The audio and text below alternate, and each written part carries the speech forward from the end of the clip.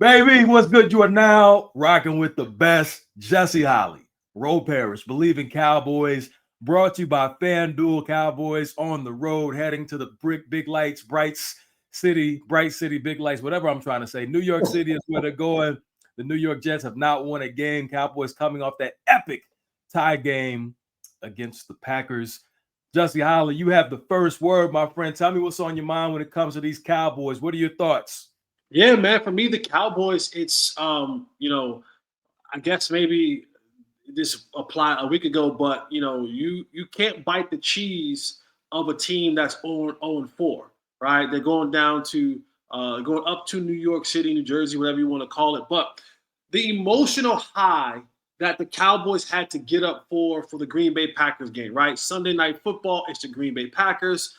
Michael Parsons is coming back to Dallas. You don't want to lose to that team. So you're all these points that you're trying to prove that team is considered to be a Super Bowl contender, and you name it, and all the things begin to mount. And a lot of times, as a player, you get up for those games, right? Like you put all the energy and effort to get into those games and saying, man, if we win this one, this can catapult us to epic proportions. And then when the game is over and you don't win, in this case, they didn't lose either, but they had a tie. I gave so much to that game. And then now I have another game coming up against a team that 0-4. The Jets historically hasn't been a team that's really, made people kind of perk up about. It's a 1:00 noon game Central Time. So just getting your mind right for a team that's not as good, doesn't show well on tape. You don't want to bite the cheese and all of a sudden you get there now and they're playing more desperate than you. They're playing with much more urgency than you. They're playing with much more passion than you because they're looking to get out of a hole and start something, and you're coming down from such an emotional high against the Green Bay Packers and maybe not taking this particular team too tough and too high on the caliber of winning football team. So the Cowboys have to be ready to go out there and play for 4 quarters of football because this team, while not the best team in the league, does present some unique issues and problems for the Cowboys that they have had trouble with in the past. Some definite unique situations, problems, you can call them that. We can go down the list. There's a lot of things we got to cover today as we Bleav in Cowboys. Jesse Holley, Parrish. Of all the things I want to start with, this is almost like deja vu all over again because we love offense, but we're going to start with the defensive side of the ball because we know that Matt Eberflus, defensive coordinator, we've seen the face. We're not going to put it up today because I want to respect this man. And in all seriousness, we know his history. I want to put it up, but I'm not going to put it up.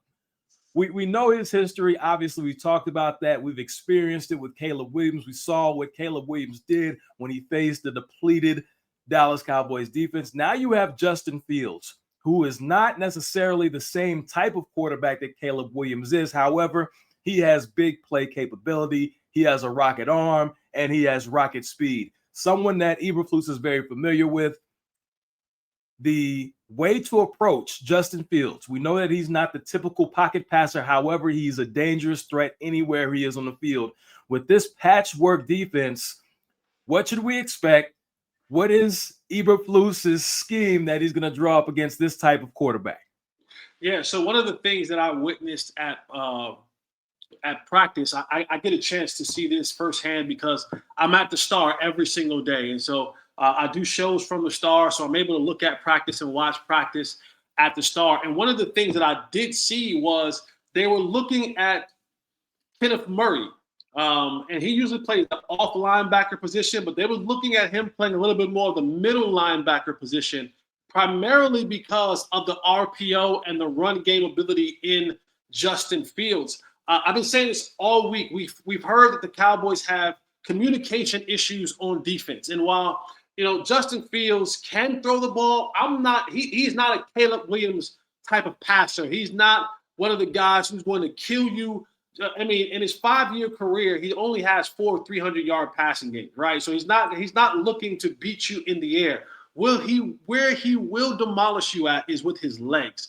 I always say there's Lamar Jackson, and we put Lamar Jackson up and away from everyone else. But when you're talking about quarterbacks that are runners, Justin Fields is in that category at the top of that category with a lot of the guys that fall underneath Lamar Jackson. And that's what he wants to do, is to be able to use his legs. And, that's what the Cowboys have to work on.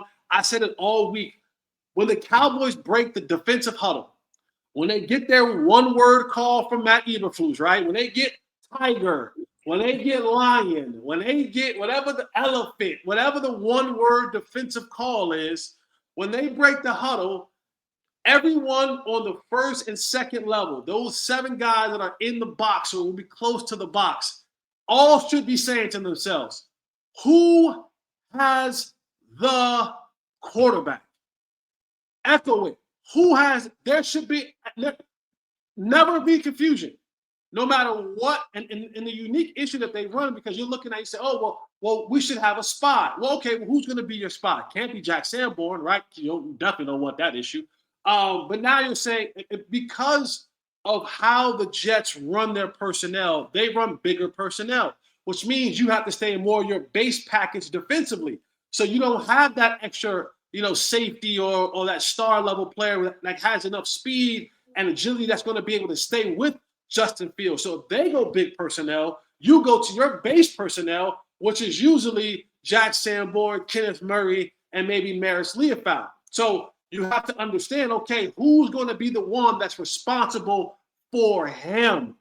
And so now, if they're running that RPO, well, when that thing comes, balls in the running back's gut, if it's to that side, to the weak side, well, Will, you got to take it. If Sam, you got to take it. And now the middle linebacker should be responsible for the quarterback. You got to make sure that there's a guy that has the ability to go and run down Justin Fields. So I just don't want there to be any confusion when they break the huddle and communication on who has the quarterback.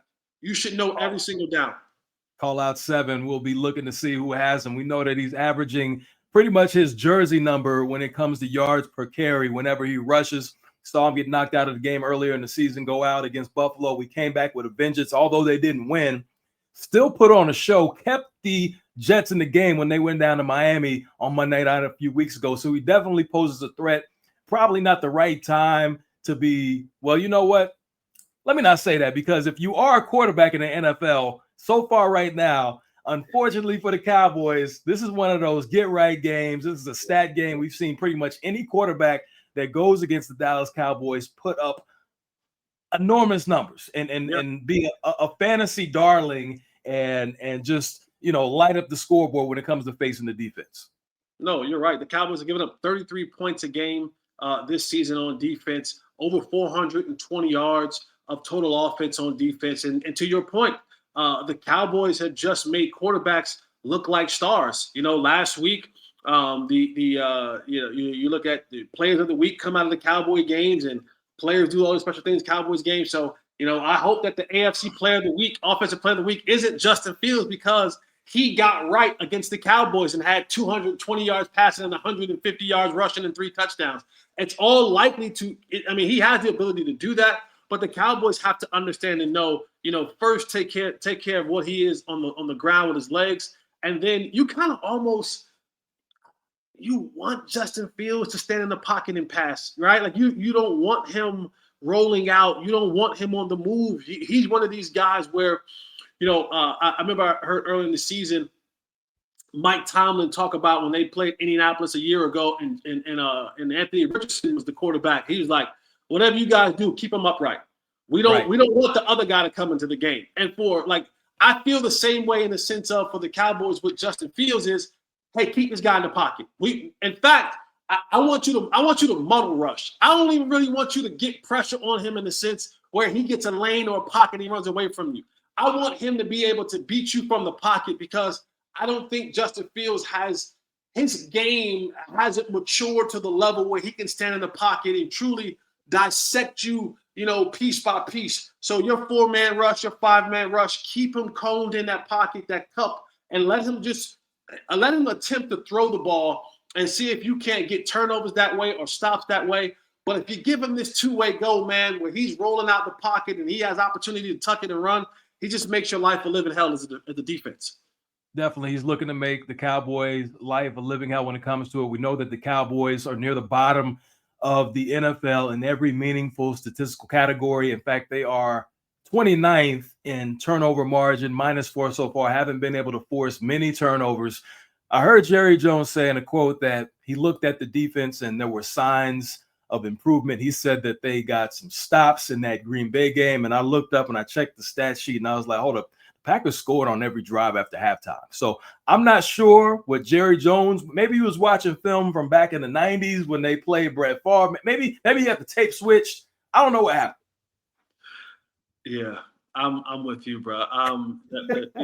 Jerry's getting up there in age. Maybe he got a little cataracts in this eye, a little glaucoma in this eye, and things that he just ain't seeing properly because. But again, he has to sell this thing, right? He has to sell and make people believe that, yeah, this defense is getting better. But and I can't tell you. I can't tell you how many people get on my Twitter and they're just like, no, Jesse, but this is, and if, when he comes back and this comes back, and if we do this and if we do that, I'm like, if my aunt had nuts, she'd be my uncle. Okay. Like stop. Like, let's stop. Right. For 4 weeks straight, we've seen, for 5 weeks straight, what is it, 5 weeks, 4 weeks straight, we've seen what this defense is. Y'all can stop trying to say if this and if that. They've shown you who they are. Believe it. They are not a good defense. There's a reason why they're at the end, the last, in 32nd in every statistical category. There's a reason why teams get right against it. There's a reason why there's over 420 yards of total offense against that defense. They're not a good defense. And I don't care what Jerry tries to sell me. I got good eyes. Okay? My eyes are perfectly fine. I ain't never wore glasses, don't need glasses. I see what I see. And I can tell you right now that this defense is not a good defense. Will it be better in the future? Hell, I don't know. But the only way they can go is up. They're 32nd in all the damn categories in the league. Ain't no 33rd team, so they can't get worse than 32nd. So if there's a way, yeah, sure. 31st is right there. 29 is close. Like, yes, they can get better in that aspect, but like, I don't know what he's seeing or what he's talking about, but again, he has to sell this football team to the masses. I don't. I know we're still waiting for DeMarvion Overshown to make his return. Interested to see how he comes back, how he's healed. Is his mental going to be back? And that's even a funny proposition to me because when DeMarvion Overshown, who I like, who I think has the potential to be a really good player in this league. Absolutely. But what was one of the knocks about DeMarvion Overshown when he was healthy? He missed too many tackles. Right. So it's like, and again, this is a young man who hasn't played a physically demanding football game in almost a year. So I don't know, even when he comes back from not his first, but his second ACL injury, what is he as a player? I know he has great spirits and his mind is right and he says the right things. He's a joy and a treat to be around. All those things are absolutely great. But at the end of the day, can he play? How long would it take him to get back to playing shape, right? Because even that, you can work on the side with the trainers and all that kind of stuff, but it's different when you got to go out there and chase people and you're breathing hard and teams got tempo and you got to play 60 snaps a game and you're fighting off 300-pound dudes. You got to go tackle a dude over and over and over and over again. It all looks good when you're out there and you just a t-shirts and shorts. When you got to put a helmet on and really go out there and do it, that's a whole different mindset. And the people just don't. It's like they don't get through they skull. Like you don't just come back from major injury and all of a sudden just voila back to all pro form. It's not realistic. And if he comes back in late October, November, again, we're talking about. I mean, he's going to need at least another 4 weeks. We're going to be into December by that time. The season will be damn near over before he even kind of really fully gets into his flow and his rhythm and his legs underneath him. So listen, next year for me is when I really be looking forward to DeMarvion Overshown if he can stay healthy once he comes back. That is true. Next year is a long way away. Bleav in Cowboys, brought to you by FanDuel, Parrish Jesse Holley. Still talking about the defense now. We mentioned Overshown. I wanted to go somewhere else because this is something I've heard whispered, and we know that there is plenty of draft capital that Jerry has in the stash, whether it be from previous deals or the Micah Parsons trade. So if you want to shore up the defense, and of course Jerry has to sell this, if there's a player out there, maybe somebody like a Trey Hendrickson, that's in Cincinnati, who's not necessarily happy with his contract situation. He got his deal reworked. He's back in the mix. What would you think about the Cowboys going after him or a player similar to him to shore up the defense? Yeah, these next 2-3 weeks are important. If that's the move that you want to make, because I see no purpose. Excuse me, I see no purpose in going and trading any level of assets that I have for a team that isn't going anywhere. You go and you lose to the Jets on Sunday, that puts you way behind the 8 ball. You're now 1-3-1, right? And so the next 3 to 4 weeks, I think, are crucial because let's just say the Cowboys go on a run. You have the Jets, you have the Panthers, you have Arizona, and you have the Commanders are your next 4 football games. Let's just say, right? Let's have glass damn near full and hope. And you go 4-0. Now you're 5-2-1. You're in the mix. You're in the mix. Now I'm willing to go and sacrifice some of those assets to go get a player like Trey Hendrickson or whatever the game is before we get to the trade deadline passes. You have to be winning and be going in a positive direction for Jesse Holley to look up and say we're going to relinquish some of our resources because Trey Hendrickson is a 1-year rental. The same problem they have with Michael Parsons will be the same problem they have with Trey Hendrickson at the end of this year. He wants a deal too, right? He wants to be paid as well. Now, because he's older, he won't command or demand as much as Michael Parsons, but he also wants to get paid. So if you're bringing in Trey Hendrickson, for the most part, you're bringing him in as a 1-year kind of hired assassin winter, right? Right.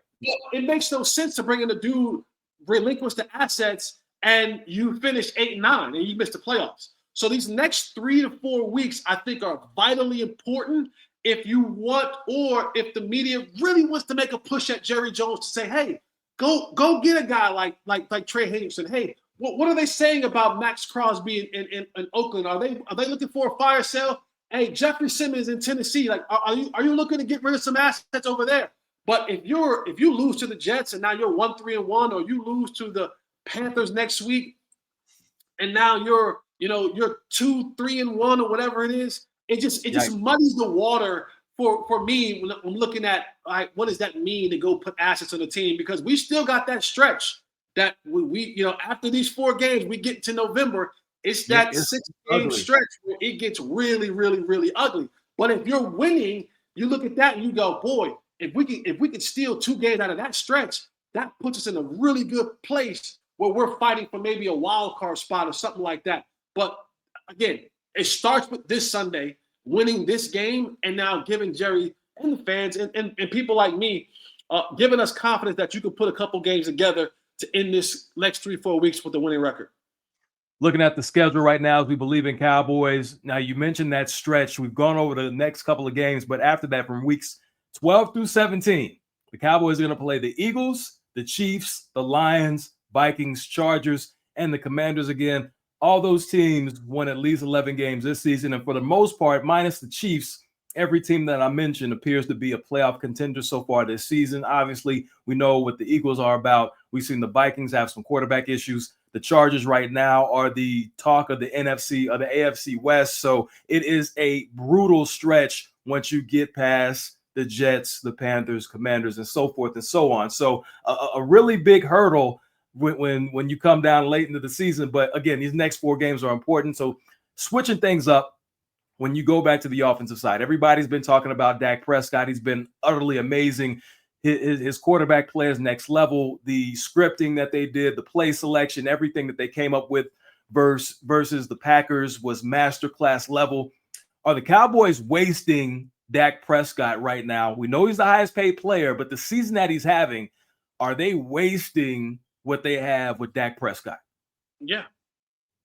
Yes. Simple as that. Absolutely. All right. Go to the next question.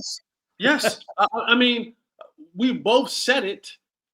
This is the 2025 Cincinnati Cowboys. And last year, Cincinnati wasted an MVP level year on Joe Burrow because they wouldn't fix the offensive line and then they wouldn't fix the defense, right? And so, yes, you don't get too many years. Dak's in year 10, right? And I know players play into year 15 and all that kind of crazy stuff like that. But you have to understand the guys who played like those many years as starters, remember this, those guys started as elites. You know, like feel however you want to feel about Matthew Stafford, who's in year 17, I believe, right? Matthew Stafford came in this league as an elite. Like number one overall pick. Right? Like Aaron Rodgers, elite, right? Those guys that we're talking about the elites who are able to carry that career on 10, 15 plus years and it be good enough to go out there and start. Right. I'm not saying that Dak's to me, he's a really, really, really, really good quarterback and he's playing outside of his mind right now. I don't know if we call Dak an elite, right? He didn't start as an elite. And even in his great play, he's getting paid as an elite. But I wouldn't consider Dak among the elite overall quarterbacks in the National Football League. Top 10, sure, top 10, 12. I don't. You can argue that however you want to argue it. But you're wasting these valuable years. You're talking about a guy who is extremely confident in what he does. And who's to say with injury and coaching changes and the things that are happening around him, he may not have George Pickens next year to go along with CeeDee Lamb. Right? That might not happen. The offensive line is going to look different probably a year from now, whether you might lose players or gain players. What happens next year with Javonte? Does he get back on the market and find some more money somewhere else? And he bounces because he has a resurgence of a career. So, like, nothing ever is the same in this league. And while you have a guy who is playing at this particular level, and that's why I know that we don't want to keep bringing his name up, but that's what made the Micah Parsons trade to me so infuriating because you're not trying to win. You're not trying to help that dude. Keep Micah. Even if you kept him on the franchise tag, he's going to play football. And go and trade for Kenny Clark. Go and trade for Justin Simmons or whoever, Jeffrey Simmons, excuse me. Go trade for those guys in addition to. Like, that's what the good teams do. They add to the elite players. They add to whatever it is that they need to succeed. They don't take away from it. They don't subtract it and say, yeah, we're going to take away from you. You do more. He's like, damn, I'm already doing enough. Help me. Keep me upright and then give me a defense that I don't have to go out there and score 35 points a game, that I can have an off night and my defense can hold me up. I think they've done themselves and they've done Dak Prescott an absolute disservice because this year will end, and I said this in August, Dak will have his best statistical season he's had in his career, and it may result in them not even making the playoffs. Yeah, that's devastating to hear if you're a Dallas Cowboys fan right now. Dak Prescott in the thick of the MVP conversations, although the Dallas Cowboys aren't necessarily performing like an MVP would. Now, I'm looking at the official outs for players that have been ruled out for the game against the Jets. We already know CeeDee Lamb is out. The two Tylers are out on the offensive line, Booker and Guyton, but now Kevontae Turpin is listed as out in the game, and he's been huge so far for the Cowboys offensively. The different wrinkles that they've been able to throw in, getting him in, but also showing that he can play a pass catcher professionally at a very high level, lining up in the slot or lining up wide. How big of a loss is this going to be for the Cowboys? It's going to be huge because he is when in the absence of CeeDee Lamb, Kevontae Turpin became your move guy, right? He became your guy that played in the slot. He was your motion guy. He was your guy. He was filling the role in which CeeDee Lamb so professionally filled. And now with him being out, you now have to call on someone else that's not named George Pickens because George Pickens isn't your move guy. He's your outside guy. That's a whole nother argument why I talk about being a true number one for George Pickens because in today's football, the number one is the mover. He's the guy that's in the slot. He's the guy that's motioning in, motioning out, motioning across the formation, doing all those things from the inside and the outside. So now not having CD, not having Kevontae Turpin, you now have to start looking for other players, maybe Tolbert or Flournoy. They're bringing up Jalen Cropper. These guys now have to kind of combine, play that other role. And what makes this matchup so uniquely difficult for the Cowboys playing against the Jets is that they have a guy in Sauce Gardner over there who historically bodes well against the taller like receivers, against the Mike Evans, he basically shut down last year when he was with the Pittsburgh Steelers. I think 14. Well, if you go back and look at the numbers, you'll see George Pickens had a great game, right? Because he had 5 catches that were not on Sauce Gardner. That went for over 100 yards. When Sauce Gardner was guarding him, he had 4 targets for 1 catch and like 5 yards. And that was for like 14 of his, I think he ran 14 of his 18, 19 routes. Sauce Gardner was on him. He only had 1 catch. The other ones, he was able to get off, get busy, 19 reps. He was able to get busy on other guys. So Sauce looks for that matchup.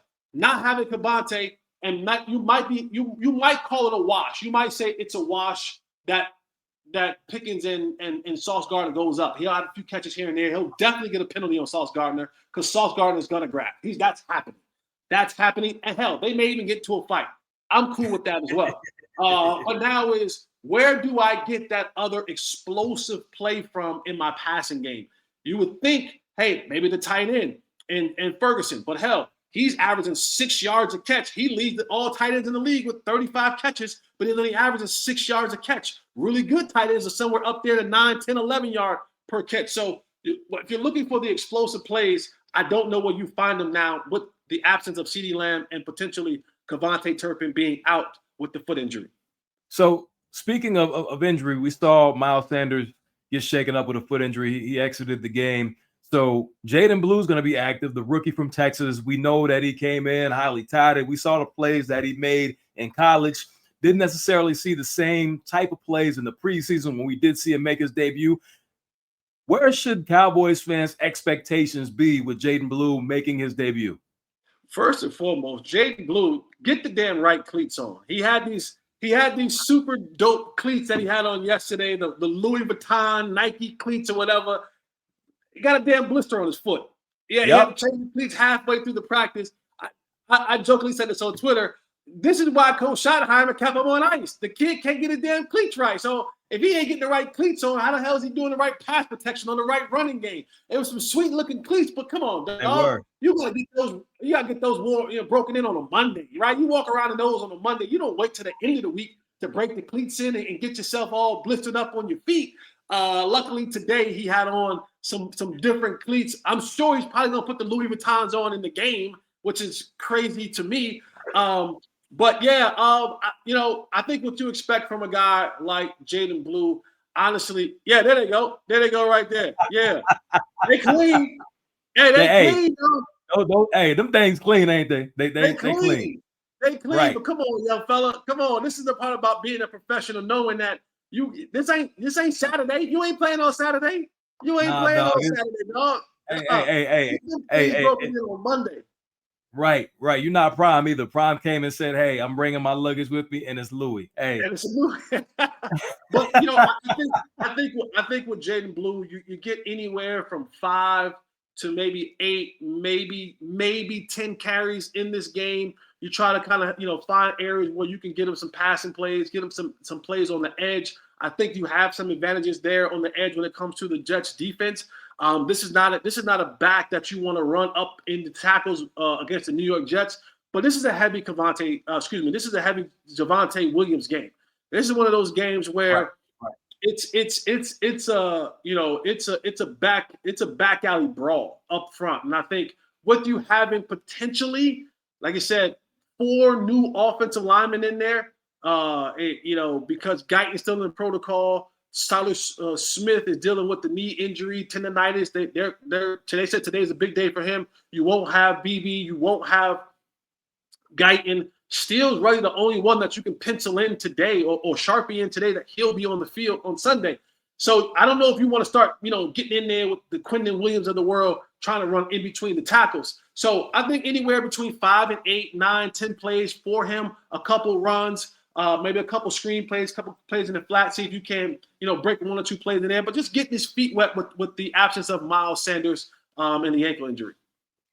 Cowboys, Bleav in Cowboys. That's the name of the program. We appreciate you for liking, subscribing, and listening. Ro Parrish, along with Jesse Holley, all brought to you by FanDuel. And, everybody was excited about Micah Parsons' return last week. That was the big deal. It was the front page news. It was the leader on the A block on every sports television show. They made a big deal about it on NBC. However, we have a return this week. Brian Schottenheimer returning to the New York Jets, where he was once the offensive coordinator, where they had a ton of success, went to multiple AFC championship games. Something tells me this is not going to be the same type of fanfare when he comes back. However, what advantages does Shotty have going back to a place where he's familiar with the territory? I don't know if he has any, because his experience doesn't. He's not making any tackles, right? He's not blocking anybody. So for him, I guess it's his best thing is to control the narrative of his team. To, like I said earlier, don't fall victim to the Cowboys playing an 0-4 Jets team, right? Because none of the people that were there when he was there are still there. So it's not like it's old coaches or things like that. When he was there, that he's able to go back and say, oh, I played against this guy, I played against that guy, and I know how to do, this and that. So for him, his best bet is to go out there and make sure his team starts fast. Like, that's where he has to be really good at, and understanding that if you give this Jets fan base at a noon game, 1 o'clock game, Eastern Standard Time, a little bit of opportunity to get into it, they'll get into it. But if you one thing I know about East Coast, born and raised in Jersey, you start sticking the joint up, they will boo you. They will boo you in MetLife. So if they're out there and they're doing their part as an offense, the Jets fans will start booing their fans really quickly and turn on them. Yeah, it could get ugly. We know. Shouts out to the Brick City in the building. All the people in Jersey that we know and love. But, I always love that, and I respect that about fans on the East Coast, whether anywhere in the tri-state or whether you're in Philly. They're going to let you know what time it is. They're not going to, bite their tongue. They're going to let you know exactly what time it is if they like you or they don't. Nah, for sure. For sure. Man, hey. Well, shouts out to my dog, Chris Canty. After he left the Cowboys, he went to the Giants. And, I went up there to visit my homie. He got me some good seats. I was in the stands, checking the game out. And I witnessed a fight. Which is, it's you see fights at NFL games. We see them posted all the time on social media. However, the best thing about this fight was it was between a Giants fan and a fan that was going for the other team. So when the police came to break up the fight, the guy who won the fight, he didn't get arrested. They arrested the dude that lost the fight. They took him away. And everybody celebrated the dude that won the fight. So that's how they get down in New York and New Jersey. So I respect that. Yeah, you lose, you go to jail. Lose, go to jail, win it to get a beer. That's how it goes, man. That's how it goes, man. You get you a good 1v1, loser, you got to go to jail. Winner, you get to have the spoils of the victory. Absolutely. Looking forward to seeing what happens on Sunday at noon if you were on the East Coast, or 1 o'clock if you were in the Central Time Zone. Bleav in Cowboys, all brought to you by FanDuel, Jesse Holley and Parrish. Before we get out of here, Jesse, got any words for the people? Yeah, let me just say this. Let me ask you this question, because kind of like it's kind of a good stat. Where were you? Where was Parrish September-ish 2003? Can you remember where you were at that time? You and I are roughly kind of close to the same age. Where were you 2003, September 2003? September 2003, I was in Savannah, Georgia, working at an NBC affiliate, a local market.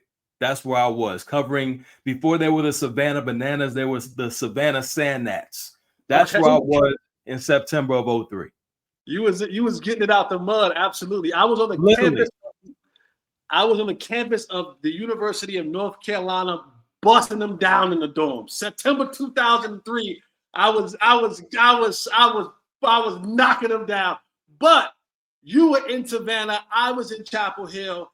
And September 2003 was the last time that the Cowboys went to, at that time, the Meadowlands or MetLife, what you call it now, and beat the Jets. So it's been a very long time since the Cowboys have traveled to MetLife or the Meadowlands and beat and defeated the Jets at their home. So So hold on. That was 03. So that means Parcells wasn't there yet. No, it was Parcells was there. I think Parcells was there. 03. I think it was. I think he was there. Okay, hold up. Yeah. Okay, I'll use this thing called the internet real quick. I think Parcells was the head coach there. Okay, you know what? You're right. He was there. He got there. So that makes sense. I was clearly not covering the Cowboys. I came the next season when Parcells was there. But yeah, I mean, listen, it's a tough place to go up and win now. Last time they beat the Jets there, because clearly they've gone there and had plenty of success against the Giants. Yes. Yeah. They whooped the Giants there, but the Jets, the last time they beat the Jets in the Meadowlands / MetLife was 2003. And another good note stat for the Cowboys is Justin Fields led football team. Okay.